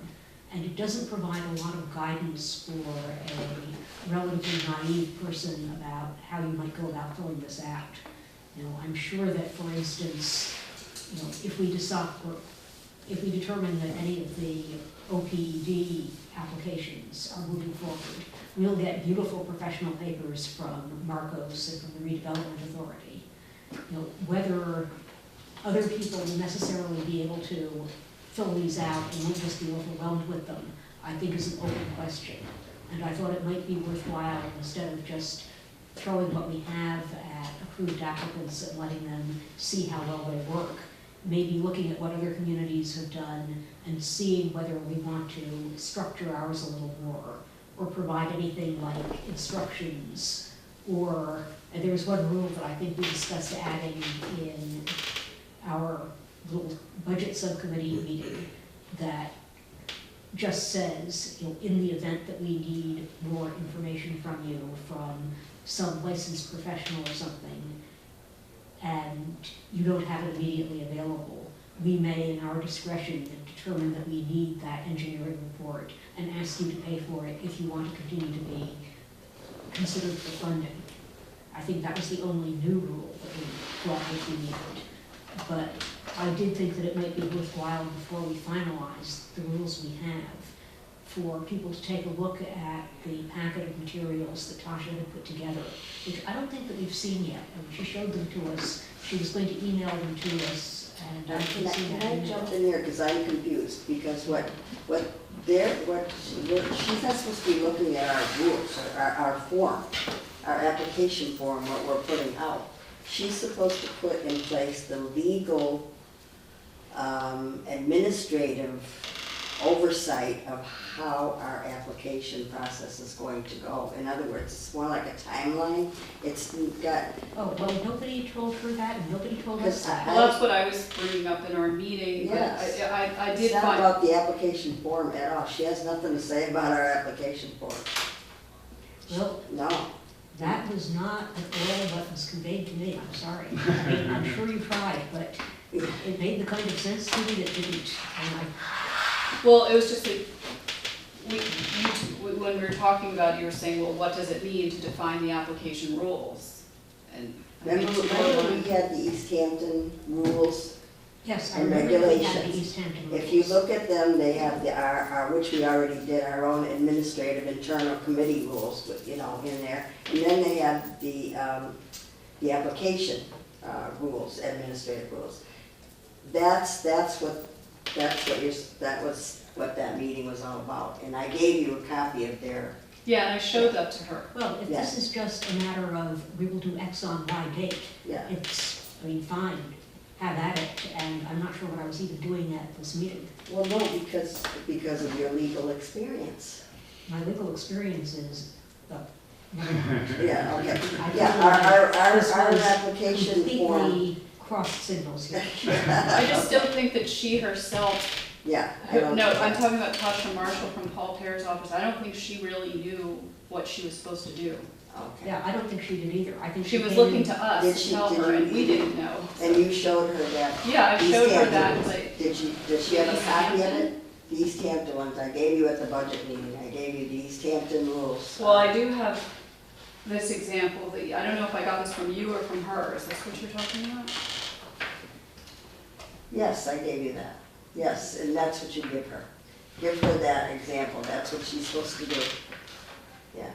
Remember we went through them and Oh, we I do, yeah, but that, I mean, we took out all the parts that we could, from that we could do at that point in time was our internal committee Okay, rules. yes. Then the rest of it, we were gonna have the law department do for us. yes, this was a complete breakdown in communication. Okay, And I sorry do about not that, want I'm to- sorry about that. It probably broke down at every stage of the game. So, because So- Tasha came in with a very impressive sheaf of applications from elsewhere in Commonwealth For CPAs? for CPAs. Okay. And it was really a nice set of models, and I think it would do us good to review them. But that obviously was not the mission that you had intended, and you know, she certainly did it Because without ours is looking for already us. in the preservation plan, I mean, Well, we ours can't, is, our application form is already set. I mean, at this point in time, now next year, we can completely change that and do, So just to make sure I understand, are you just saying that she needs to add a section on application and funding cycles? Yes, Just this yes. section? well, that's not the only one, there's others that were highlighted, or that we that we didn't include in ours. Oh, and this is Yeah. what you marked up? Yeah, That's my It was right. stuff like, Okay. you know, we will hold a hearing, and here is the order in which people will speak at the hearing. And those sections were not included because we didn't have any application materials. Exactly, But I exactly. had no idea that that was all you were looking for. Yeah, that's how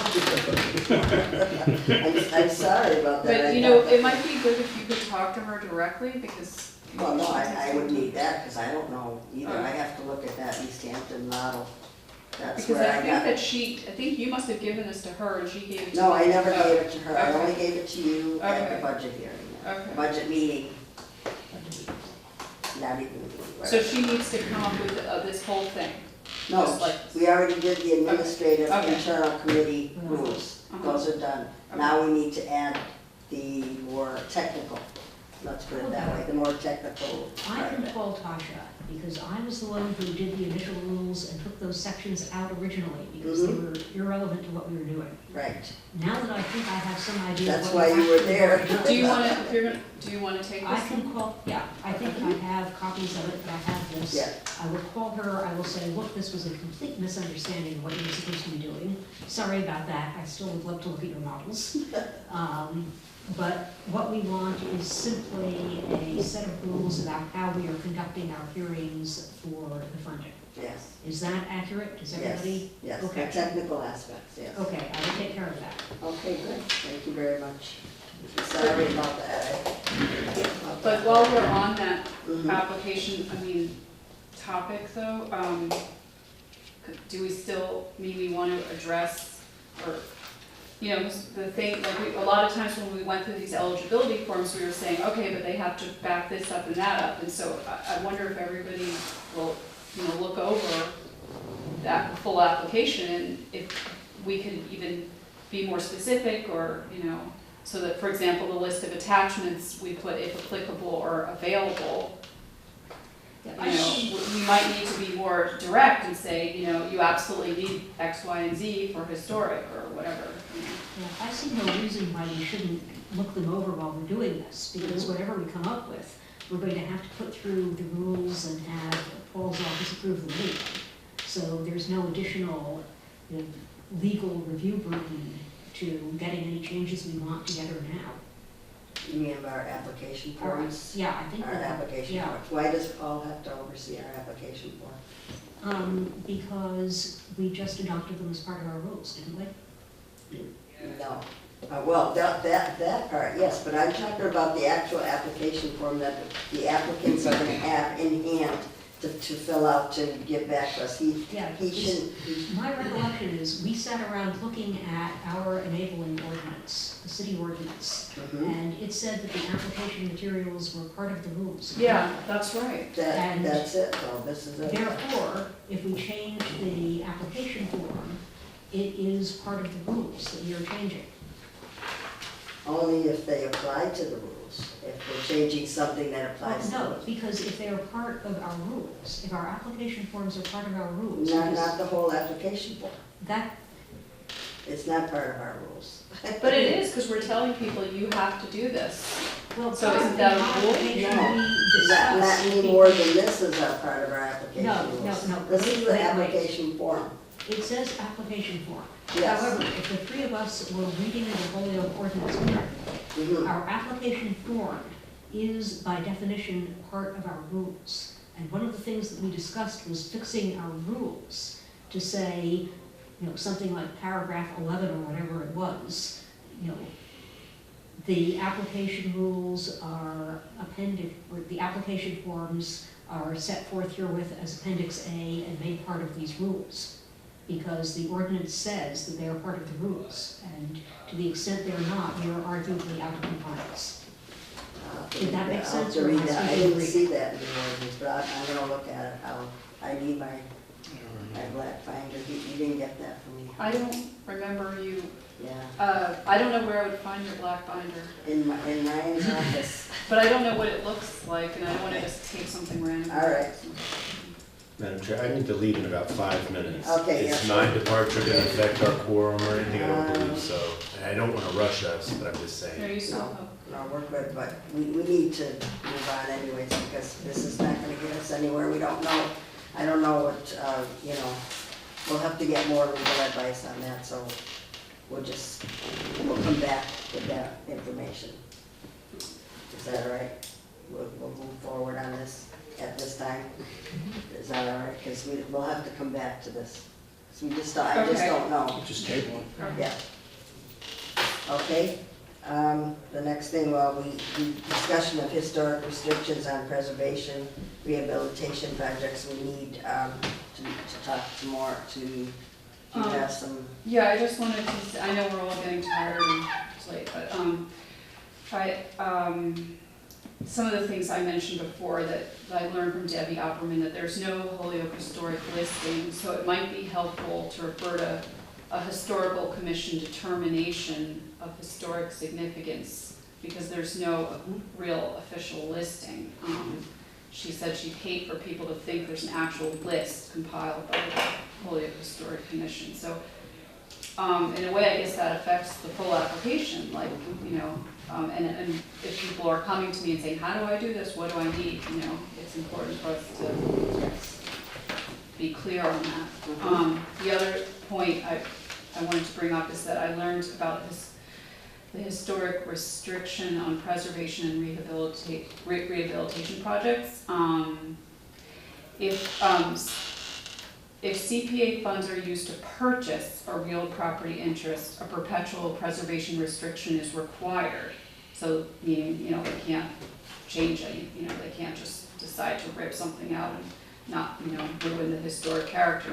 However, when CPA funds are used to rehabilitate a property, and notice all of these are really about rehabilitation, it's up to this, or I think most of them are, it's up to the CPA committee to decide on whether to require a restriction.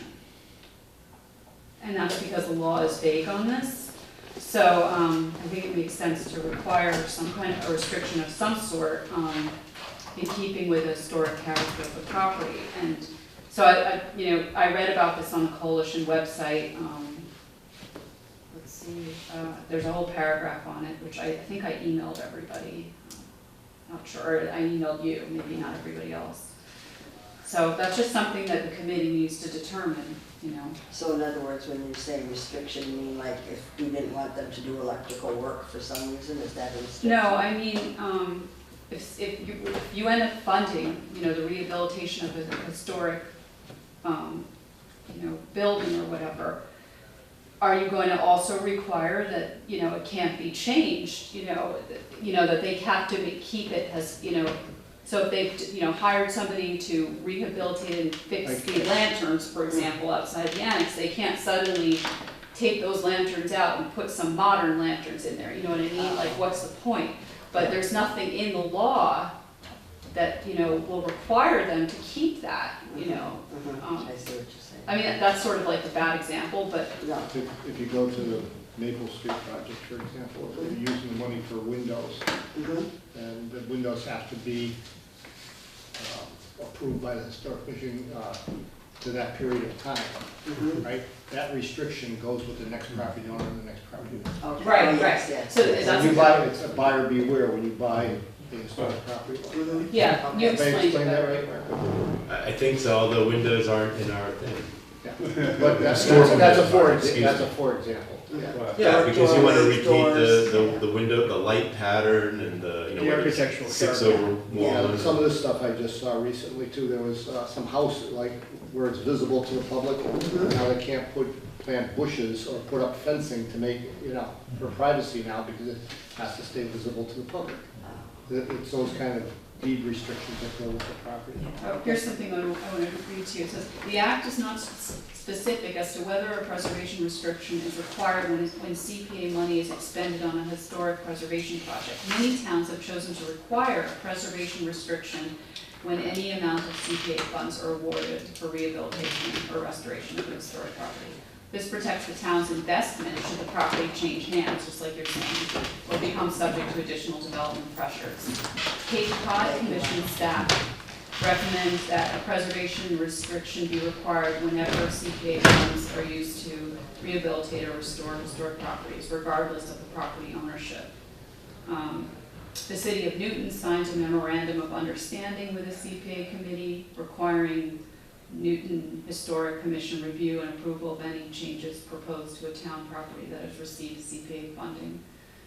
That's from, Amy, that's from the city, so inherently the city of Hoyoke's Commission on Historical No, this Properties. is from the No, I understand. CPA No, coalition he's, site. he's But asking, the basis of that understanding, memorandum of understanding is based on the city of Hoyoke's Historical Commission, talented person. overseeing it, overseeing it. Yeah, overseeing it, to say, look, you can't put modern art outside a historical building because the funds we were, 5 years ago, they got CPA funds to point the brick. And now you wanna paint the brick, well, you can't do it because of CPA funds. That's what it's based on City of Hoyoke's right to do that, one of its commissions. Well, I don't know if they would be involved in the memorandum of understanding, but I mean, they would be the initial, backing up, that it's historic. Right, exactly. So the Historic Commission would be the ones that say, no, you can't do it, because CPA funds were used to point the brick. I don't think they would be the ones to say, no, they can't. I think we would be the ones. Yeah, it would be us. Or you would. Here's your, Mid-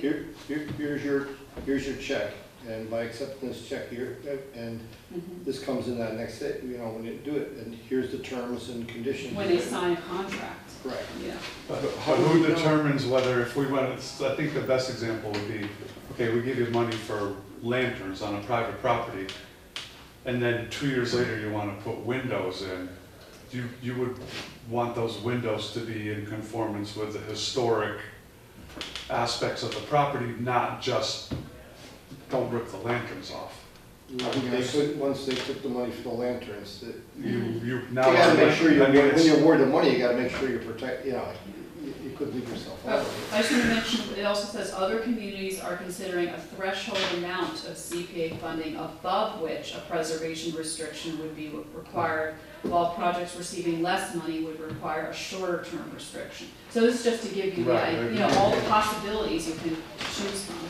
I don't- If I could just ask a question on that, and maybe it's just something that is sort of part of the discussion, and I think you, Kip, addressed it to some degree. I mean, it makes perfectly good sense to me, if we are requesting funds to fix a porch, that there be a deed restriction, that you can't then, tear that porch off or enclose it with white vinyl windows or whatever. But what concerns me is if this deed restriction then says, for example, with our building, it's not an issue, but if the building has a slate roof, that because of the deed restriction to fix the porch, you then are obligated to replace the slate roof with the slate roof, I think that would be a mistake. Yeah, but that's, I think, that's historic, yeah, that's. that's Well, what we have to be but- careful about. Yeah, But All of us. it's not an issue if I'm you're not not, saying that I agree with No, that. no, I understand but that. I'm thinking that that's the way it, But if you're- my understanding is that's the way it has to be. well, if you're not in a historic district, it's not that way. Well, you have to be a, But they're not giving you. They're not saying you have to do anything, they're Yeah. just, some people I- might not require anything, I think it's a very interesting Yeah. discussion about But- how and what, okay, so if you got $100,000 to do a historic restoration on your home, you lose some rights, that comes at a cost. It says, okay, but anything else you do on this has to, that would be my philosophy, that says you're gonna get, and maybe above the threshold, maybe not 5 grand, 10 grand, but any significant amount of money, it's almost like, and those are brutal. I mean, those are brutal Not only do processes. you lose some of your rights, but The next person and the next person, yeah. Yeah. I mean, Is that a point, Mike, if I may, is that a city rule? I mean, are we stepping our bounds as a committee? no, there is no city rule, because nobody else is getting money. The people on Fairfield Ave, they're not getting dough from the city of Holyoke to do stuff. I don't know what the advantage of being a historic district is, but, it comes with a lot of constraints. And my dad had a house that was in a historic district. It was a nightmare. It was an absolute nightmare. It depends on the awarding authority. all right? Right. If they give you the money and say, That's what Amy's saying. if they give you the money and they don't put any restriction on it, well, you can turn the Do what you windows on want, next month. I mean, keep in mind, yeah. this also might change, because they make amendments all the time, and, you know, they might say, no, now committees have to, you know, make sure. Right. that Who's it's- they, excuse me, Amy, who's they referring to? The state of Massachusetts? Yeah, Yeah, there's CPA new, rules. there are Right. changes that, like Stuart Sagamore, you know, he's lobbying, or whatever, not lobbying, but he's, working towards, you know, improving the legislation. And sometimes good things happen with the legislation, and sometimes bad things, you know, or I mean, people have different mostly bad. interpretations, but it's Yeah. changing. Because it is vague, because the law is vague in a lot of areas, so. And it's a policy question for us, we're gonna have to deal with it Yeah. eventually. Right. And it's gonna be a case-by-case inquiry if we decide that we want to do this. And presumably for each project where we decide, okay, this comes with a restriction because we're spending Right. more than the threshold, we will be negotiating an individual agreement. And it might not be us to get you want a letter Yeah. from the historic commission, the historic commission says, yeah, we'll give you the letter, but here's what we want. Could be that too. I mean, it's, To get, there's a price to pay for the letter. they might recommend that there be some restrictions, or they might say, Yeah. I mean, I can imagine some things that are like, okay, this is a project that funding it for some amount of money, I'll make up a number, $25,000.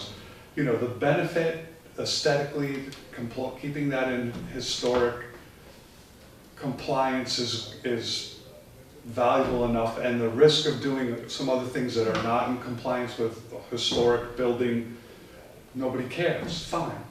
That, I can see another case where spend 25 grand on something and then say, yeah, but now we don't want you to go put, you know, vinyl windows up there with, you know, they have to have sash windows, and, I mean, I just don't, you know, I think it's gonna have to really be. That's a good example, because they won't allow vinyl, or even if Well, they, I know, even that's if they the- look right, they won't Right. allow vinyl. Right. They have to be wood.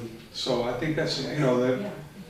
Can let me just add one other thing, if I might. I don't mean to say too much, but with regard your example about vinyl windows, the building that we did next to the condo building, 352 to 356, that already had vinyl windows in it. It's- So they're not, you know, like I had to go, Alicia had to submit something to the state because we were getting these RNet funds, which is a loan, not a grant. And they said, well, basically because you're not undoing, you are making it, you're improving the building, you did not Right. take away those windows that were originally there, so therefore, since 90% of the building already has these white vinyl windows, we will let you do white vinyl windows on the other 10%. So they're not, I guess what I'm trying to say is, they're not completely unreasonable. You know, they do, at least I have found them No, to be. they'll hold the carrot out to you, all right? You want the money, then you're gonna do wood, not vinyl, all right? And it's gonna go with a deed. That's one of the tools, tricks, whatever you wanna call it, that they'll use. That doesn't mean we have to use that trick. That's correct. That doesn't mean we have right, to use it, and, it's just, and you know, now the historic commission might decide to tell they that person, feel differently. here's the letter, and here's what we want in it to get our blessing, you know? That could happen. Right. It might not. We're Right. I in think, the beginning stages of this. right, I mean, Yeah. Once again. I think I'd be prepared for an open conversation about what makes sense, kind of cost benefit of using the money and what, Yeah. you know, what things are reasonable and what things aren't, and, I think if we wanted to get Chris Skelly in here, right? But we can't have them in the whole time we're discussing, having people come in with their projects. No, I mean, for one of our, I mean, you know, Who's Chris Scully? if we're gonna have, we could table this discussion of historic restrictions, table it, Mhm. keep it open. And I can reach out to Chris and see if he can make one of our meetings. Yeah, And, Sure. you know, yes, Who's that would be great. he's the state historic preservation officer. Oh. So he can Okay. answer these questions as well as a whole bunch of others. and, George Marco there, you know. and if I was an applicant, I might reach out to him beforehand and say, hey, listen, this is what I'm looking to do. What's your opinion about restrictions on this and what kind of things I should be allowed and not allowed to do if I was an applicant. You'd say, hey, Well, I'll tell you this. don't do that, You might don't not- open that You might can be of the worms. last person in the world, you might be the last person in the world you wanna reach out to, too, when it comes to some of that, you know? Because he's, Where does our responsibilities end?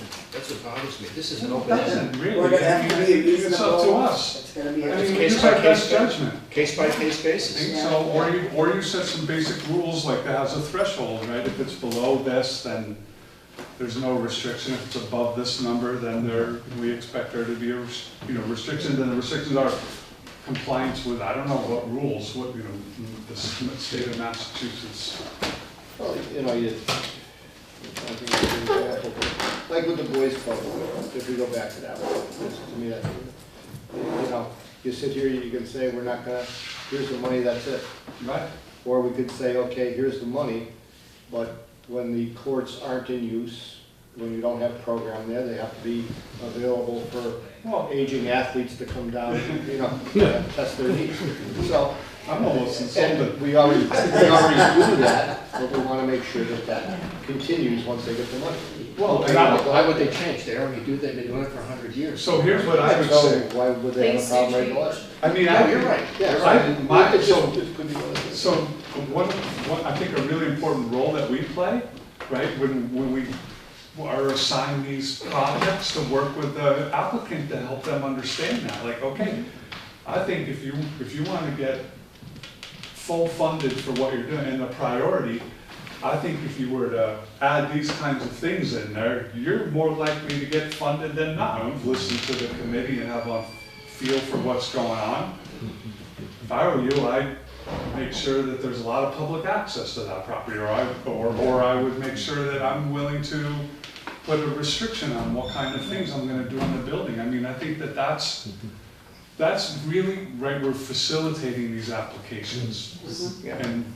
And that, in our, I'll give you another, maybe more relative. Stained glass windows. City Hall, here's your money, right? With Mater Dolorosa Church, yeah, fine. But if the church gets torn down or something else happens and those windows come out, you can't, the money goes back, reverts back to the Yeah. CPA fund. The reverter clause, you know, there might be a reverter clause or something like that. Oh, you mean they have to pay the money back? Give it back. Yeah, if they take it out or it crashes on It's the called, it's floor. called the reverter clause. why not? I mean, if- Yeah. so you're gonna get a grant, but if you then flip or, Madam Chairman, on Mike's recommendation, do you want to have Amy compose a letter to invite the historical commission Yeah, fellow? no, we'll let Mike reach out to him. I don't think I he. can do it just with an email. Yeah, Okay. yeah, We don't need to waste letter, we got to type Okay. it. yeah. Okay. when's our next meeting? Okay, so let's, what? But can I just quickly though, because there's a place for other business, just very quickly, I got an email from someone who wants to volunteer. Actually, they said they talked to you. Yeah. Named Meg McGrath-Smith. She works for this as a school teacher, so she'd be busy during the day, but she'd be available to speak by phone or email, I guess, or could meet after school. I just wanted to mention, to help out with the, she says, I've lived here for 12 years, I support CPA, I supported CPA with tabling and canvassing, and he suggested I reach out to you to see if there's a way I could support your efforts. I don't think we can. It's a I know important I'm not sure she's how, but an extraordinarily bright woman. Oh, she might be able It'd to. be very helpful if we wanted to use her. She might be able to help you, and then That's the you can stay under your Not as a 15 good hours a but if week. there then is If there's a way that extra- she. yeah, I mean, I just wanted Research to know and if running around, that's we can think of fine with what she can everybody, do. like if I could Yeah, say, okay. Yeah. Maybe she can get on the list to, Yeah, we I could, mean, whatever. if we yeah. have technical problems, she might Yeah. be interested in covering them. But she's Okay. smart and she's very responsive, so. Madam Chairman, is that okay with you? Yeah, To have her as a volunteer and a support, yes. not as a voting member, but a No, volunteer and and support? right, and us and Amy's specifically. So I could ask her, Amy. can you look into this or whatever and get back to me? Okay. Yeah, I'm surprised a school teacher would have time for that. Well, see if she, see Well, what see how much happens. time she really has. Yeah, What right. she can give us is better than no time. Yeah. Yeah. Okay. So, that's the consensus of the committee on that. All right, so let's pick another meeting date then. So next week is Columbus Day, next Monday. One after that, 15. When do we have to make final determinations? Some of these we already have, but the rest of them, we have to make a determination by the end of the month, Yeah, late October. late October. Okay, so we can meet either the 15th, the 22nd. You don't want to wait till the 29th, so, or should we? 22nd. Okay, go ahead. We got some background work to do. I would prefer to get the work done on the 15th. Then if we need an additional meeting, we got one in our pocket, we got a Monday in our pocket that we can use. Okay. Sounds logical. We're on Yeah. 15. Okay, all right, so let's go for the 22nd. No. 15th. Oh, I'm sorry, the 15th, I'm sorry. So do we want to say 6 or 6:30? 6. Okay, Yeah, remember that time?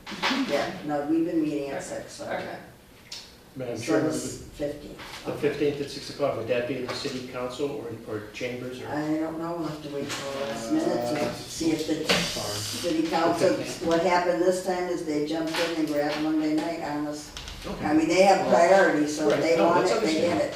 okay, no, that's fine. We won't know till the last minute. Okay, so you'll send an email out to everybody, or Ryan will, and say, And Ryan, look, it's yeah. here, there, or Yeah, yonder. yeah, absolutely. Okay. Okay, anything else? Any other business, any other discussion?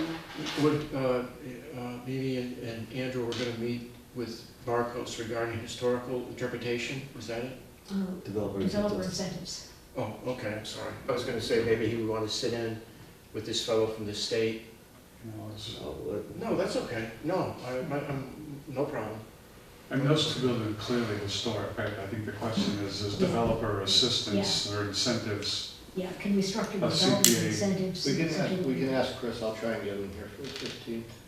That's a valid question. Yeah, we'll put them on the agenda then. He knows what other CPA I'm sure he groups does, do yeah. throughout the state, and what they're Good, he looking might be very helpful to us. You guys still want for. And to he meet knows all. on your own? I just have one question, because since this is all gonna be on the I record, would be you more know, comfortable having talked to Marcos. we vote, you voted yes on eligibility for many of these. Oh, cool. Applicants. You guys are gonna get together. Aren't they gonna find that out Jump and then in. ask Yeah, but for the yes, application? yes, but you Whatever never you guys know are when gonna this do is it. gonna be, Okay. who Yeah. knows gonna watch So it, no, and they- you know, there's no specific time that this is gonna be on the channel, so we I can't mean, talk. I would reach out to the two people that I've projected and just tell them, we voted your project's eligible, so, you know, Yeah.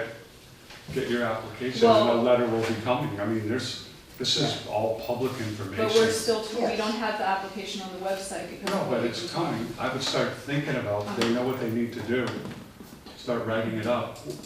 Yeah. Start looking at a budget, start boring down on the information you're gonna need to put So do you into think that. it's fine to send them an email, or should it be a formal letterhead? These eligibility ones? Well, we got the letterhead, use it, Okay. buy some stamps. Amy, excuse me for interrupting, is the eligibility period No. over with? No, what? We said that we would let them know by late October. No, so if I had a project. Oh, it's that I too wanted- late to Board submit, stamp, Oh, yeah. that's- provision, Yeah. just kidding. I'll- Sorry, I'll- that's Application fine. period for eligibility. Unless there was is some, unless the committee say some, you know, you have the right to, you know, to accept something outside of this cycle if it, you know, if the committee believes something's very important, like if something, you know, An there was some emergency. terrible Suddenly. thing, like a building collapsed or whatever, you know, you could understand. decide to do something outside of the cycle, but. Yeah, no, that's okay. So it's over with, for all practical purposes, Yes. it's over. Yeah, no, that's okay. Because we did have someone come in after, we had someone. We had a bunch of people.